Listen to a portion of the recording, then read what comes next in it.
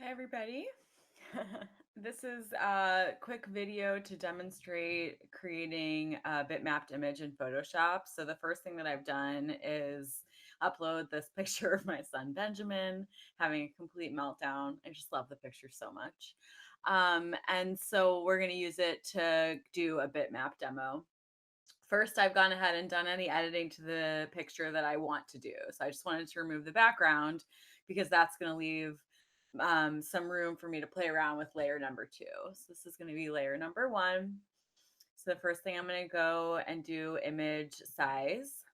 I'm going to make sure my resolution is set at 300 and however big I want the image to be. So the paper, I'm going to use the 10-inch by 11-inch paper again. So I think I'll keep this image on the, sort of, I don't want my height to be any taller than 8 inches. So 6 by 8 feels fine. Go ahead, press OK. Then the next thing that I'm going to do is go to image mode grayscale. And it's going to flatten, accept flattening the layers, discard color information. Okay, now we have been having a meltdown in black and white. So this is what I was talking about in class when the value can sometimes not be the greatest. So I'm going to go to image adjustments, brightness, contrast, and I'm just going to play around here until I feel like the drama is where I want it to be. So, just play around and you make sure that it looks the way that you want it to look. And you have, dark darks and light lights and everything looks good. So once I'm happy with that, I'm going to press OK. Now I'm going to go to image mode and bitmap. So I'm going to make sure that my output is at 300, that I'm going for pixels per inch, and that my method is halftone screen. So I think the default is pattern dither or diffusion dither. And if it's not at halftone screen, it won't work. So make sure you're set at halftone screen, press OK, a second screen is going to come up. So here you have frequency, angle, and shape. So frequency, you're going to set it in a range between 35 and 45. And I'm going to start at 35 and show you guys what it looks like.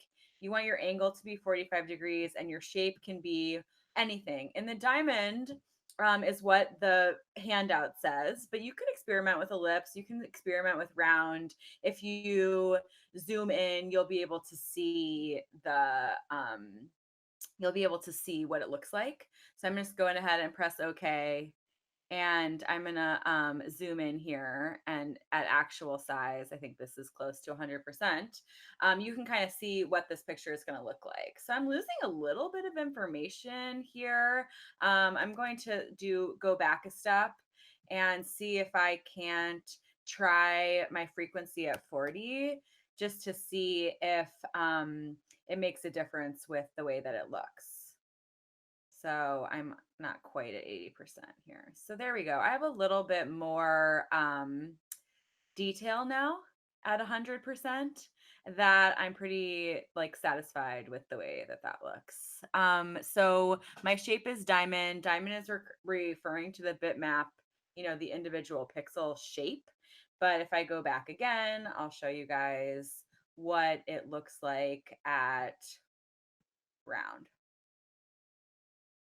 So you might just decide it's pretty subtle, but you can see when you zoom in that the shapes are round instead of diamonds. So you have more of an organic, maybe flow to it than the geometry of the diamond. So that's it. Go ahead and save your image and then make sure you print a copy and see what it looks like before you put your transparency into the computer. Happy bit mapping!